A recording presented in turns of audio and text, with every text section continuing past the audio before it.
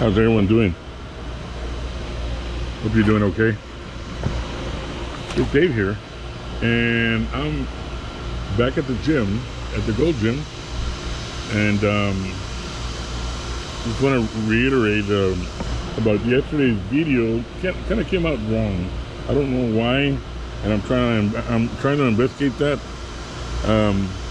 Now I was using an Insta360 1R with the 360 edition.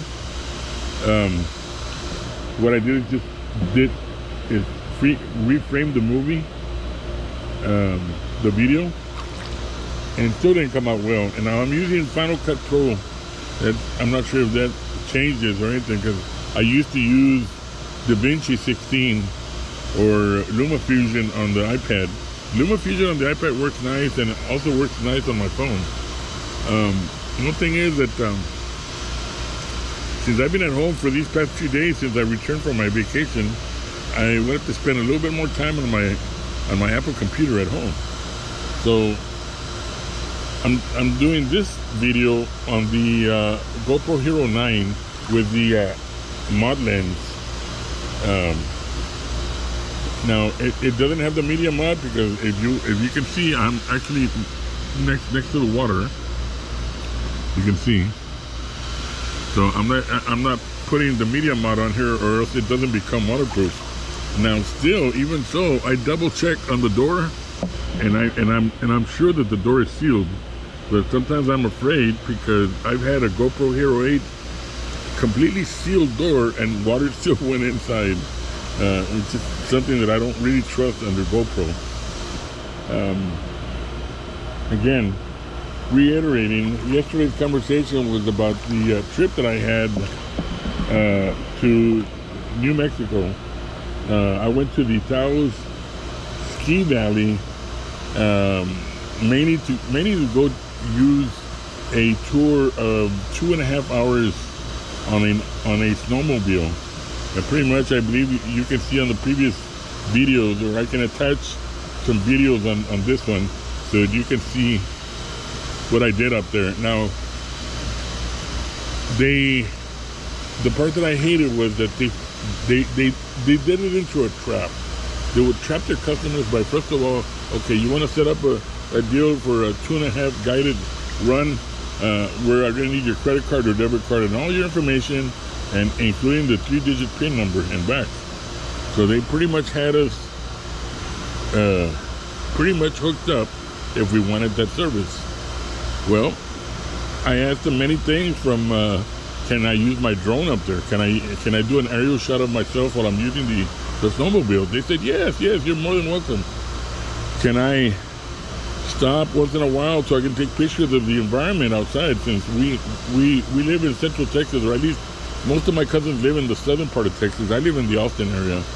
So I'm from Austin, Texas. It was determined that yes, that I could stop as many times as I want, take video or take pictures, and bring back some memorabilia. Well, the fact was, it was all a scam. Everything from the moment that we gave them our credit cards was all a scam. Yes, we got charged $90 for a 2.5 hour guided tour, but it was not a 2.5 guided tour. Half an hour of it was spent registering. My name is so-and-so, I live in so-and-so address, I am not holding liable the company, blah, blah, blah, blah, blah, blah. And all that BS that comes with the paperwork. The rest was us being taken in a bus up into a mountain. Now, I took my truck because they said you don't have to ride the bus if you have a 4-wheel drive vehicle. So I had a 4-wheel drive vehicle. I drove up into the mountains, full of snow, a very, very, very steep ranges. I was like, my gosh, it looks scary. But when we got there, we were given an orientation of how to maneuver the bikes. They're like, sir, we live near the ocean. We know what an ATV, we know how to ride ATVs. He said, well, this is different from an ATV. He said, I don't think so, but go ahead and continue.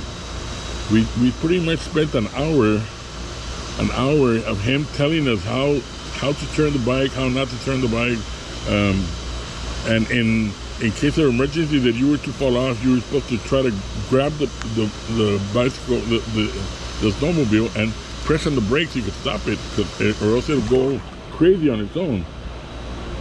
Well, that's where the scam came in. When we took off, and I even put my clock on the iPhone watch, I put the timer. Overall, within the time that I was on the bike, driving around up into the hills of the mountains full of snow, it was actually 45 minutes. So it was not 2.5 hours. It was not 2.5 hours the way they said. It was actually just 45 minutes. But every 5 minutes we had to stop because the people behind us fell back, which I don't blame them, because they wanted to fall back and stop the way he had said. You know, take pictures, video, whatever. We had to sit on our bikes and wait for them to stop. I told them, well, let me get off the bike and take pictures since we're all stopping now. He wouldn't allow us. He would tell us, stay on your bikes until I am instructing you when you can get off the bike. Again, we would take off, and every 5 minutes we would stop because the people behind us fell back again. It was 40 every 5 minutes, but you know how fast we were going? We were going 10 miles an hour. 10 miles an hour. You know what? That's kindergarten level. I mean, even if you had somebody that's never driven an ATV, 10 miles an hour it's embarrassing. We finally got to the top of the mountain after stopping 11 times to have the people catch up to us. 11 times we stopped, because every time we take off, it was just 10 miles an hour. I don't blame the people behind me for falling back. But we finally got to the top, and he said, you got 1 minute to take video or pictures, just 1 minute. He said, no, wait a minute. We paid you $90 to enjoy ourselves for 2.5 hours, and we've only been here 35 minutes. Where the heck do you get the 2.5 hours? And that's where the scam came out. He said half an hour for registration, another hour for orientation, and the other hour for riding around. That's not what you explained to us over the phone. You had told us that we get 2.5 hours of riding time, not orientation or registration. This was a scam from the beginning. If you people go to New Mexico, to the Tahoe ski valley, do not get into the Oldsmobile. They're gonna rip you off. It's a total rip off. Anyways, I'm here at the Gold Gym, and I'm gonna cut this short because I'm in the jacuzzi and I am burning up.